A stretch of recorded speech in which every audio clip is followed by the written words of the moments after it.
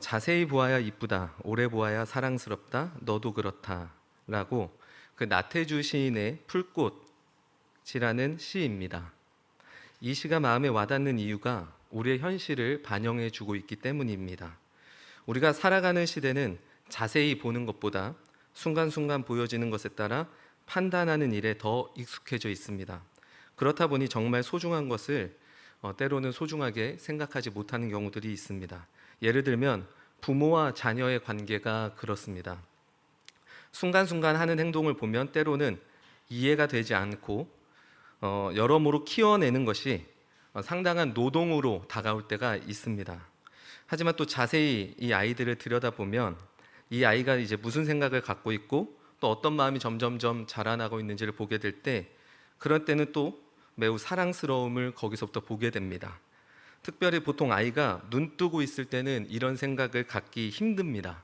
하지만 아이가 잠들어 있으면 그때 딱 보게 되면 이 아이가 갖고 있는 아름다움과 소중함이 새록새록 만들어지게 됩니다. 낮에는 그렇게 뛰어다니고 자꾸 때리고 하던 그 미운 손, 미운 발이 밤에는 얼마나 귀여운지 몰라요. 자고 있으면. 그러면서 자세히 들여다보고 이 아이의 순간순간이 아니라 이 아이의 긴 여정, 1살 때 태어나서부터 시작해서 쭉 자라온 과정들을 좀 돌아보면 얼마나 이 아이가 소중한지 다시도 깨닫습니다. 우리가 믿는 복음도 이와 같습니다. 자세히 보고 오래 들여다볼수록 그 소중함을 우리는 알 수 있습니다. 만일 우리가 소중함을 모르고 있다면 그것은 반드시 잃어버리거나 잊어버릴 수 있습니다. 전체를 잃어버릴 수도 있지만 부분적으로도 잃어버릴 수 있게 되고, 성경에서는 이것은 전체를 잃은 것과 같다고 오늘 본문의 내용의 흐름상 그렇습니다. 복음은 우리가 일부를 잃게 되면 사실 그것은 전체를 잃게 되는 것과 같습니다. 조금 오염되기 시작하면 그것은 전체가 오염되는 것과 같은 결과를 가져오게 됩니다. 그렇기 때문에 우리는 이 복음에 대해서 어떻게 하면 소중하게 여기며 갈 수 있느냐, 그 방법은 이것이죠. 아껴야 됩니다. 아낄 수 있는 마음이 우리 안에 있을 때 이 복음은 우리 안에 소중해집니다. 아무리 우리가 소중하다고 말해도 그것을 아끼지 않는다면 소중함은 금방 사라지게 됩니다. 그로 인해 관계든 물건이든 나중에 시간이 지나 보면 다 망가지게 되어 있죠. 사실은 소중해서 아끼는 것보다 아끼면 소중해지는 것들이 더 많습니다. 그래서 이런 방법으로 우리는 복음을 자세히 들여다보는 일들을 우리 삶에서 끊임없이 해야 되고, 그리고 이 복음에 대해서 짧은 시간 안에 보는 것이 아니라 오랜 시간 동안 이 복음을 보면서 우리는 커져가는 것입니다. 현실에서 순간순간 올라오는 감정들이 있습니다. 신앙생활을 하고 복음을 따라 산다라고 하지만 현실에서 우리 안에 올라오는 감정들이 있죠. 또한 다양한 합리적인 생각들이 우리 안에 들어와서 때로는 복음을 잃어버리게 만들 때가 있습니다. 그렇기 때문에 우리는 그 순간순간에 들어오는 것들 정말 조심해야 됩니다. 내가 일평생 복음을 붙들고 이 복음으로 살아간다고 했지만 어느 한 경험 아니면 어떤 한 사건들로 인해서 우리는 그걸로 인해서 모든 것들을 잃어버릴 때가 있지 않습니까? 그렇지 않으려면 우리는 복음을 매일같이 들여다봐야 되고 오랜 시간 동안 이 복음에 대해서 계속해서 아끼고 소중해야만 이것을 우리는 잃어버리지 않을 수 있다는 것이죠. 오늘 본문 말씀은 여기서부터 시작을 해야 되는 것입니다. 복음의 내용이 어떻고 다른 복음이 어떻고 하기 전에 우리는 지금 이 지점부터 한 번쯤은 생각해보고 가야 된다는 것이죠. 지금 나는 내가 갖고 하나님이 우리에게 준 이 복음에 대해서 나는 어떤 자세와 그리고 이것을 얼마나 소중하게 갖고 가고 있는지 이 생각을 해보자라는 것입니다. 복음을 아끼고 소중하게 여기고 있는지 다시 한번 이것을 첫 단추로 오늘 설교를 시작하려고 합니다. 이제 본문을 보면 바울은 복음의 일부가 변경되거나 추가되면 그것은 모두 복음이 아니라고 말을 합니다. 다른 복음이라 말하지만 다른 복음은 없다, 이렇게 7절에 나와 있죠. 우리가 7절을 함께 읽도록 하겠습니다. 7절입니다. 시작.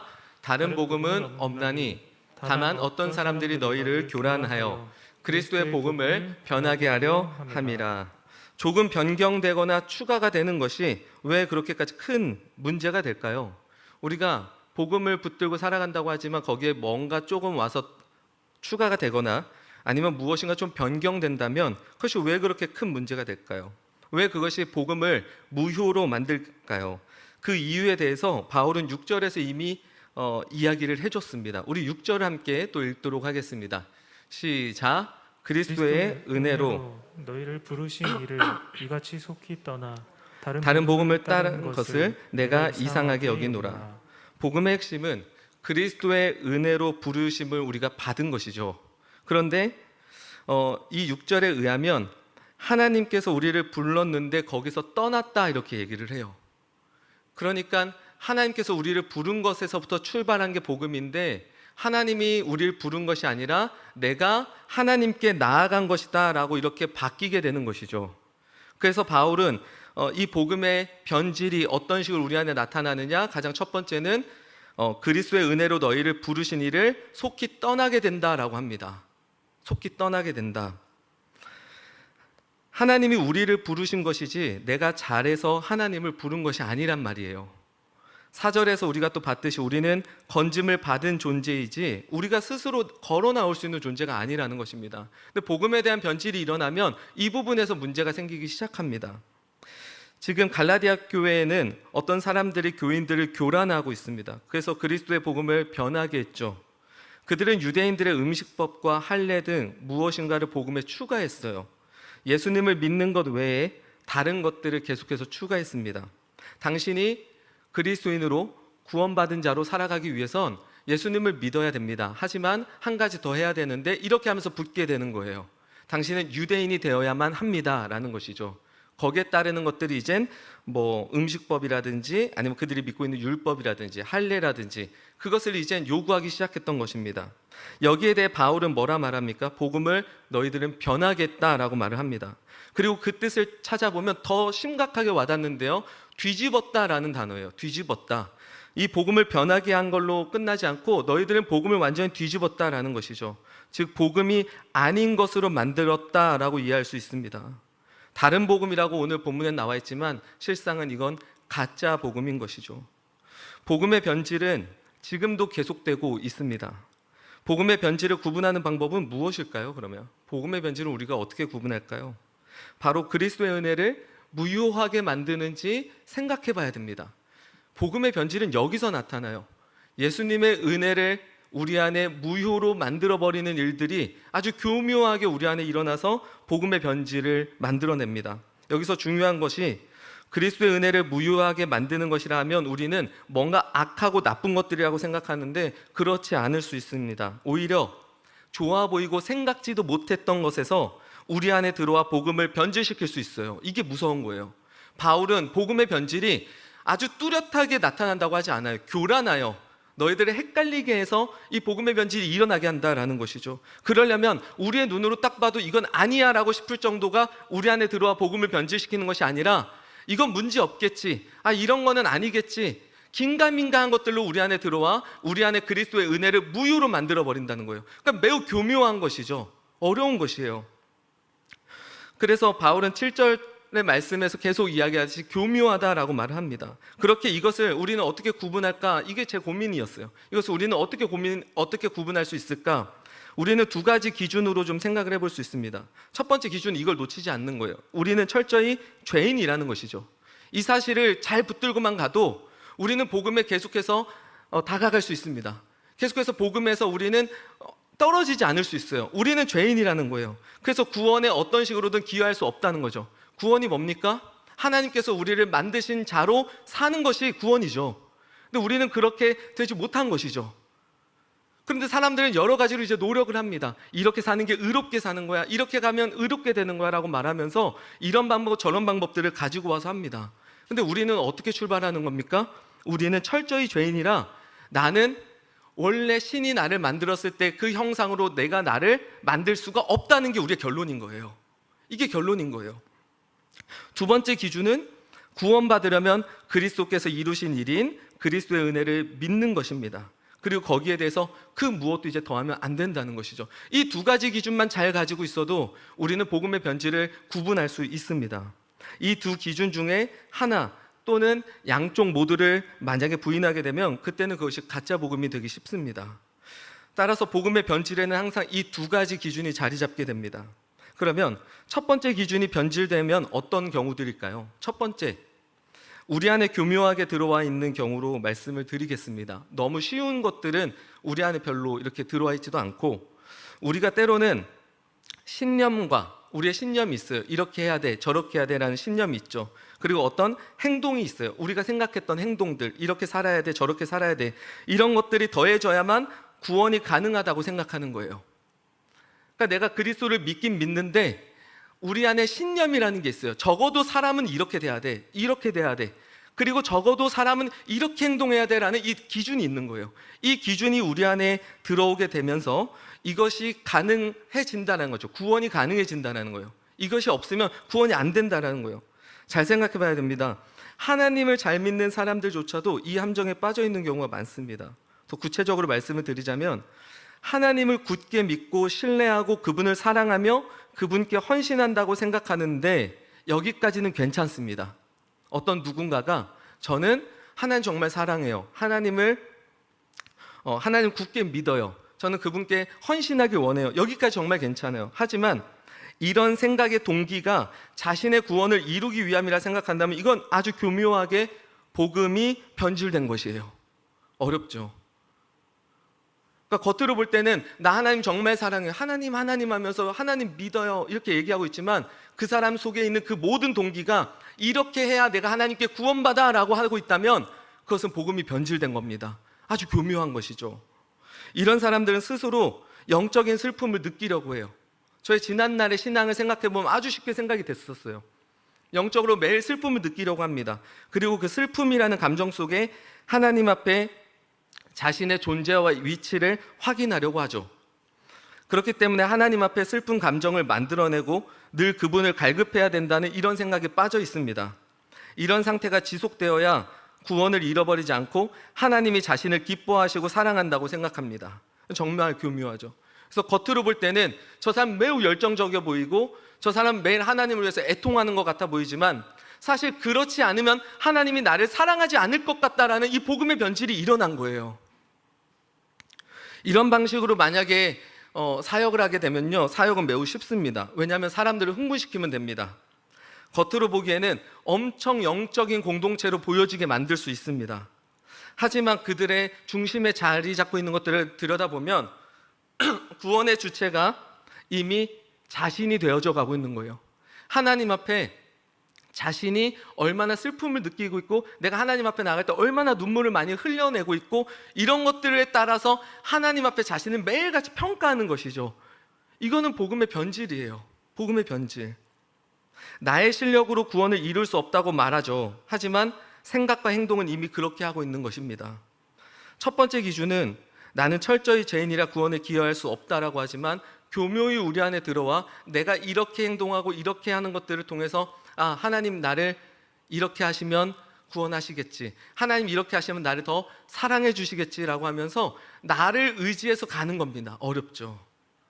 어렵습니다. 하지만 그렇습니다. 두 번째 기준은 이렇습니다.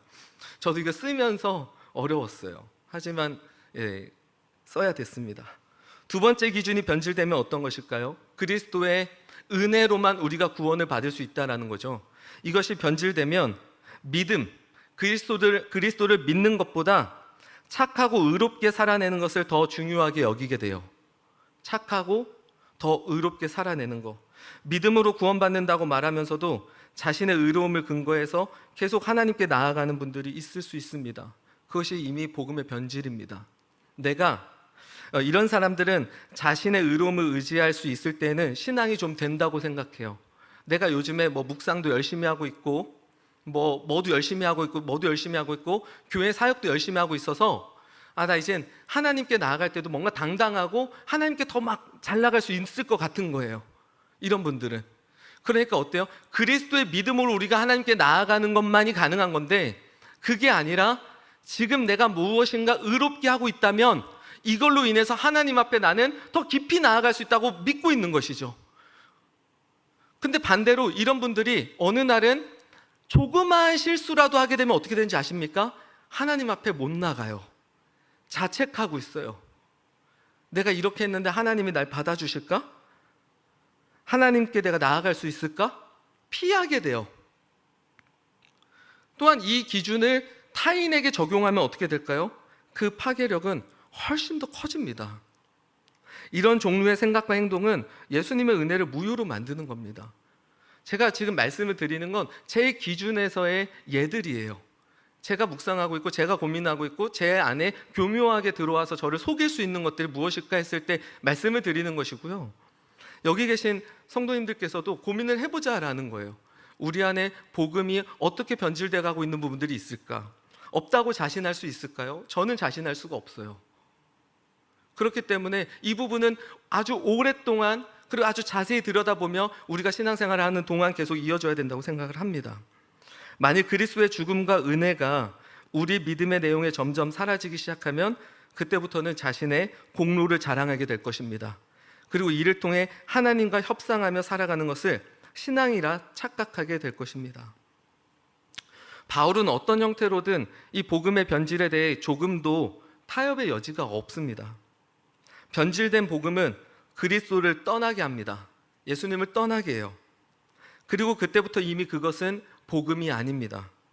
더 나아가 가짜 복음은 늘 내 자신과 타인을 정죄하게 만듭니다.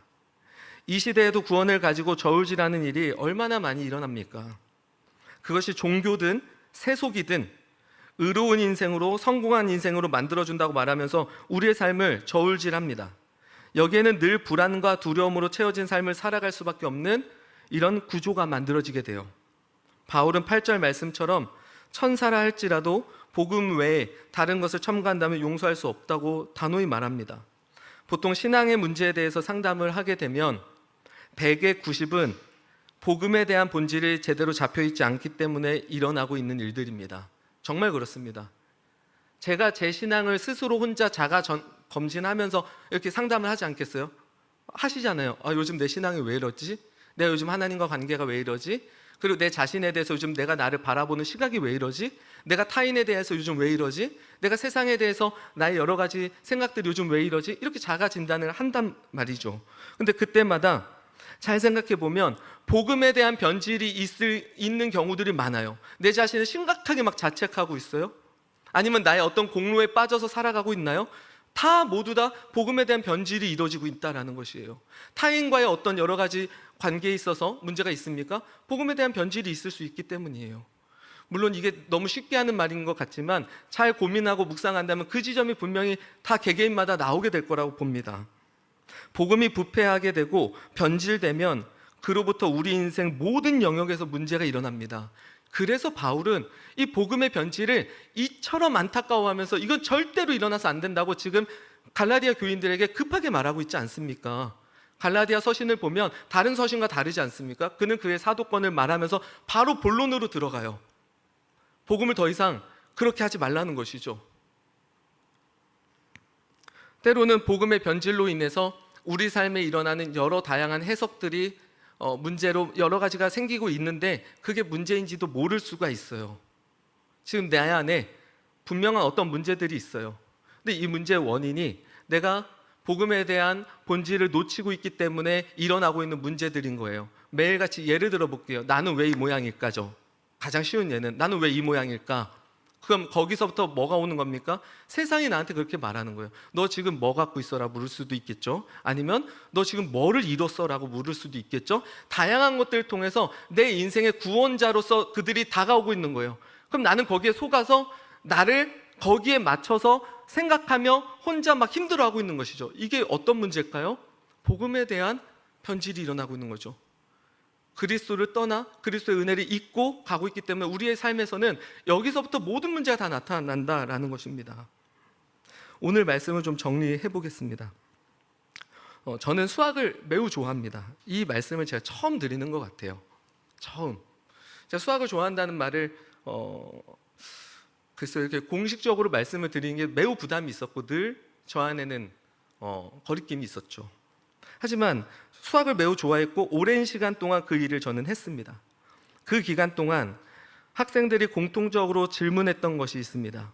뭐냐면 솔직히 이렇게까지 수학을 배워서 어디다 써먹어요? 이게 저한테 매일 했던 질문이에요. 가장 어려운 질문이죠. 선생님도 현실에서 수학을 써먹어요? 여기에 제가 대답을 못하면 끊기는 거예요. 저는 20대까지는 이 질문에 대해서 글쎄라고 하면서 넘겼습니다. 그리고 30대에는 이런 질문을 하는 학생들에게 이렇게 대답을 해줬어요. 어디다 써먹냐고? 지금 너 대학 가는데 써먹지. 그럼 학생은 할 말은 없는 거예요. 그리고 이걸로 우리가 만날 수 있었잖아. 여기 약간 감동을 주는 거죠, 이 학생에게. 부가적으로 이 얘기도 합니다. 나는 내가 원하는 것들을 할 수 있게 경제적으로 도움을 줘. 이 정도 대답을 했었어요. 수학으로 일을 하다 보니까 어느덧 수학이 하나의 정말 일이 돼버린 거예요. 수학이라고 하는 이 학문이 주는 그 아름다움을 잃어버리고 이건 저에게 노동이 돼버렸죠. 하루 종일 학생들과 어려운 문제를 해결하다 보니 저는 집에 들어와서 머리 쓰는 일은 절대 안 했습니다.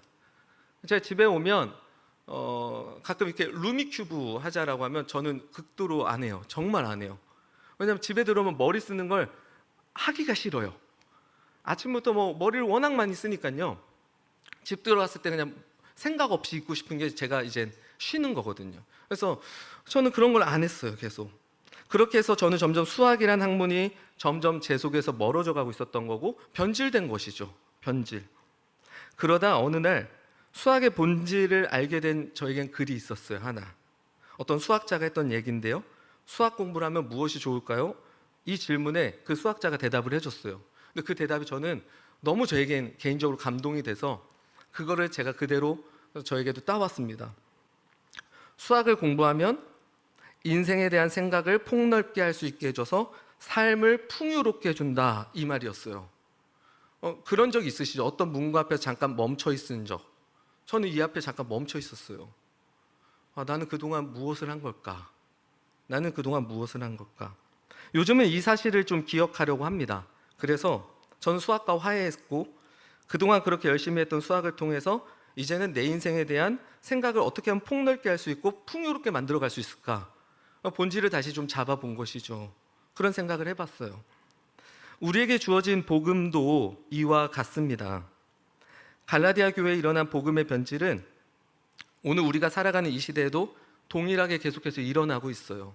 이 당시에는 그것이 뭐 할례라든지 음식법이라든지 아니면 유대인이 되어야만 너희들이 구원을 받을 수 있다라고 했던 그런 것들이라면 오늘날엔 그런 것이 아니지만 이 대한민국 사회에 살고 있는 우리에게는 더 교묘하게 우리 안에 들어와 있다는 것을 우리는 조금은 경각심을 가져봐야 됩니다. 복음의 변질은 우리 인생과 존재에 아주 심각한 결과를 갖고 오게 돼요. 우리 인생에도 엄청난 결과를 갖고 오게 되고요. 변질되면요, 내 존재에 대해서도 매일같이 우리는 두려워하고 불안해하며 떨 수밖에 없어요. 지금 성도님들의 복음은 어디에 있습니까? 다른 복음은 없습니다. 그것은 가짜 복음입니다. 복음의 핵심이 무엇입니까? 복음은 우리에게 말합니다. 우리의 존재는 건짐을 받아야 된다라는 것이죠. 여기에 대해서 믿음으로 시작하십시오. 믿음으로. 왜 우리가 그런 존재인데요? 왜 이렇게 되는데 거기에 대해서 증거를 수집하고 다녀봤자 그것이 하나님과 우리의 관계를 성숙하게 만들어가지 못합니다. 그래서 믿음으로 이 일을 시작하실 수 있길 바랍니다. 우리는 건짐을 받아야 되는 존재입니다. 또한 이 건짐은 오직 예수 그리스도의 은혜로만 가능합니다. 우리는 이 땅에 태어났어요. 그럼 어떤 존재로 살다가 가는 것인가? 그냥 상황과 여러 가지 환경이 만들어준 대로 살다가 가는 것이면 그것이 의로운 인생인가? 누군가는 그렇게 말할지 몰라요. 세속주의자들은 그렇게 얘기하겠죠. 시대에 맞춰 상황과 환경에 발맞춰 살아가는 거, 거기서 누리며 살다 가는 거, 그것이 구원이라 말할지도 몰라요.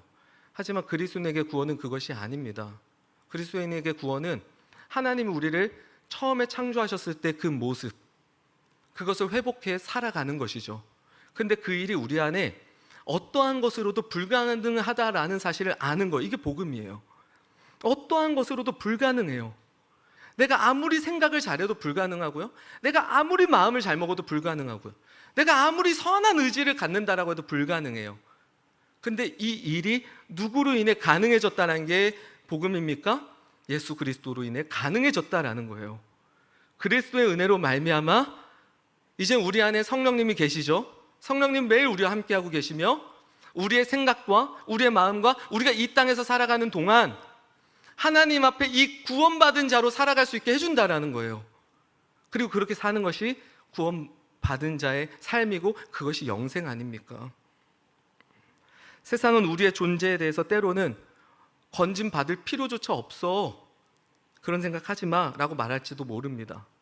또는 너를 건질 수 있는 것은 돈이야, 너의 인생과 너의 존재를 그렇게 무기력하고 그렇게 힘없게 만드는 거 이걸로 해결할 수 있어, 인기야, 인정이야, 뭐 다른 거 어떤 것들이든 우리 안에 들어와서 우리를 건지겠다고 말할지도 몰라요. 무엇인가 우리 안에 들어와 하나님, 예수 그리스도가 아니라 그것들이 우리의 구원자라고 지금 자처하고 있을지도 몰라요. 그리고 나는 복음에 있다고 하지만 어느덧 그것들을 순간순간 잡고 가고 있을지도 모릅니다. 이 모든 것이 변질이죠. 이 모든 것이 변질. 그래서 최소한 오늘 저는 이 설교에서 우리 안에 혹시 교묘하게 들어와, 아까도 말씀을 드렸지만 정말 나빠 보이고 누가 봐도 이거는 진짜 악한 것처럼 우리 안에 들어오는 것들로 변질이 일어나지 않습니다. 오히려 정말 교묘해요.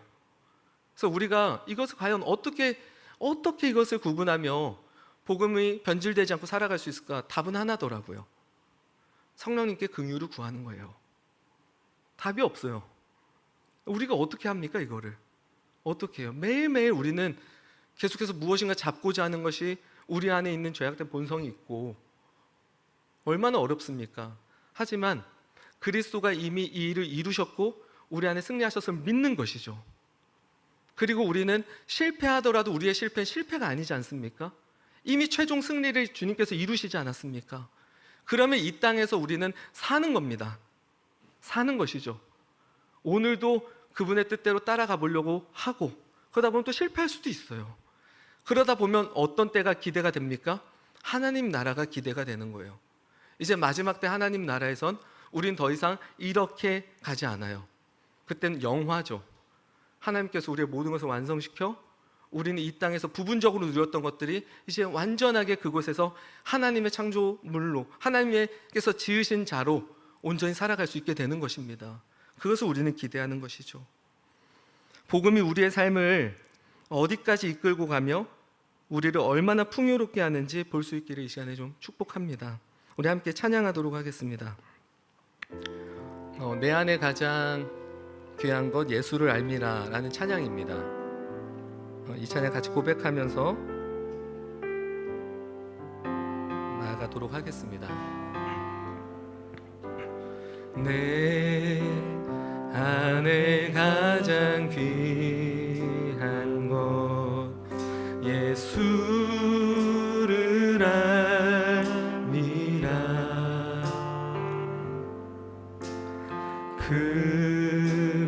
금보다 더 귀한 것 예수를 알미라. 세상 지식보다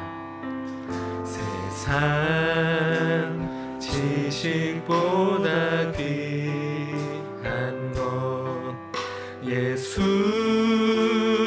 알미라.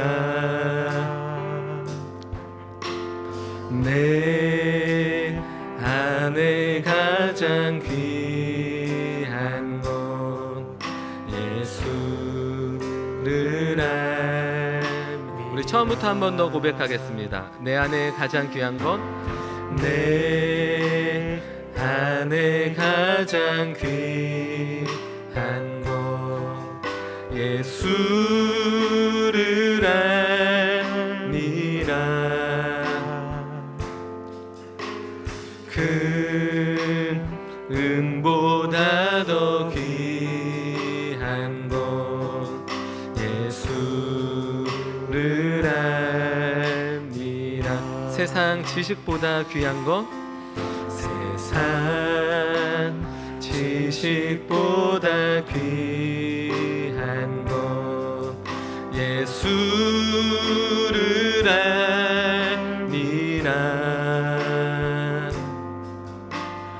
내 안에 가장 귀한 것 예수를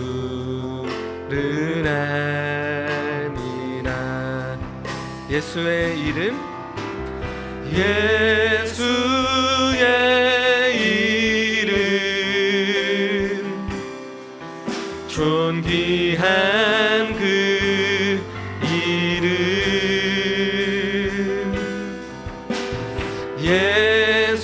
예수의 이름, 능력의 그, 계속 고백합시다. 예수의 이름, 존귀한 이름, 예수의, 우리를 존귀하게 하는 것은 오직 예수 그리스도의 은혜뿐입니다. 존귀한 그 이름, 예수의 이름, 능력의 이름, 우리를 우리로 정말 살아가게 하는 것은 오직 예수 그리스도의 이름뿐입니다. 그래서 그것이 우리에게 능력입니다. 우리 한 번 더 고백합시다. 예수의 이름, 존귀한 이름, 예수의 이름, 존귀한 그 이름,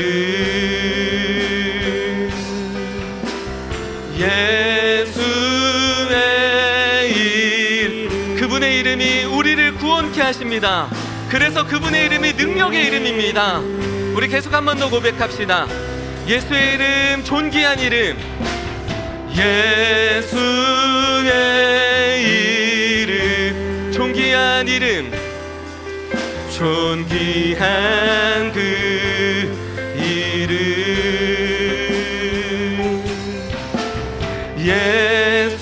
예수의 이름, 능력의 그 이름, 능력의, 우리 계속 고백합시다. 예수의 이름, 존귀한 이름, 예수의 이름, 우리를 가장 존귀케 하는 그 이름입니다. 우리 그 이름 앞에 함께 나아갑시다. 예수의 이름, 능력의 이름, 예수의 그 이름은 우리를 오늘도 건지셔서 구원받은 자로 생각하고 마음 먹고 살아가게 하실 겁니다. 우리 그 주님의 이름을 다시 한 번 더 고백합시다. 예수의 이름, 예수의 이름, 존귀한 그 이름,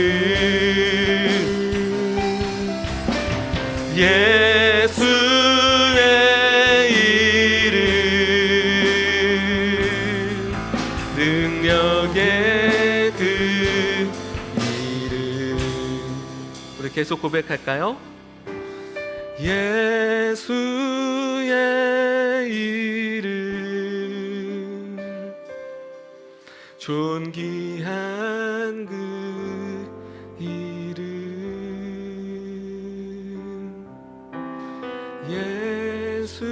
예수의 이름, 능력의 그, 우리 계속 고백합시다. 예수의 이름, 예수의 이름, 존귀한 그 이름,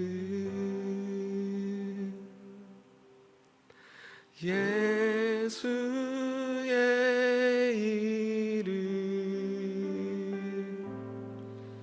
능력의 그 이름. 하나님, 오늘 살아가는 동안에도 그리스도가 우리 안에 이루신 그 모든 은혜를 헛되게 하며 다른 무엇인가가 우리 안에 들어와 복음을 변질시킬 때가 너무나 많습니다. 사실은 거기서부터 일어난 수많은 문제들이 우리 현실에 가득합니다. 그러나 우리는 문제의 본질을 보지 못하며 매일 내 인생은 왜 존귀하지 못하지? 왜 나라는 존재는 더 이렇게 되지 못하지라고 고민하고 자책하며 우리는 다른 곳에 가서 매일같이 그렇게 불안에 떨며 두려워 살고 있는지도 모릅니다. 또한 주님께서 우리 가운데 행하신 이 놀라운 일들을 알고 있음에도 믿으면서도 그 능력을 우리가 기대하지 못하고 다른 능력들을 기대어 우리의 삶을 구원하고자 하지는 않았나 다시 돌아봅니다. 이 시간 다시 우리는 복음의 본질을 주님 앞에 묵상하길 원하고 오직 예수 그리스도가 우리 가운데 행하신 그 모든 일들에 집중하기를 원합니다.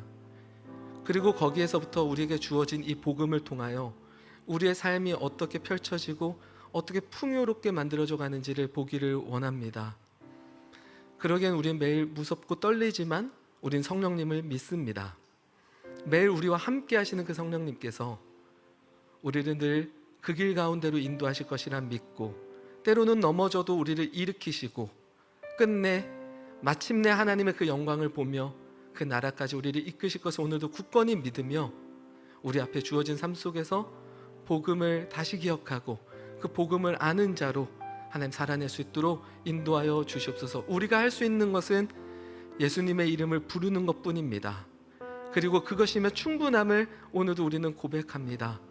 하나님, 우리 안에 있는 수많은 문제와 많은 우울들과 불안과 두려움들, 하나님 복음으로 인하여 다시 회복해 하시고 다시 하나님과의 인격적 관계가 다시 만들어지게 하시고 그곳에서 걸어 나와 하나님께서 우리에게 말씀하신 놀라운 일들을 보게 하여 주시옵소서.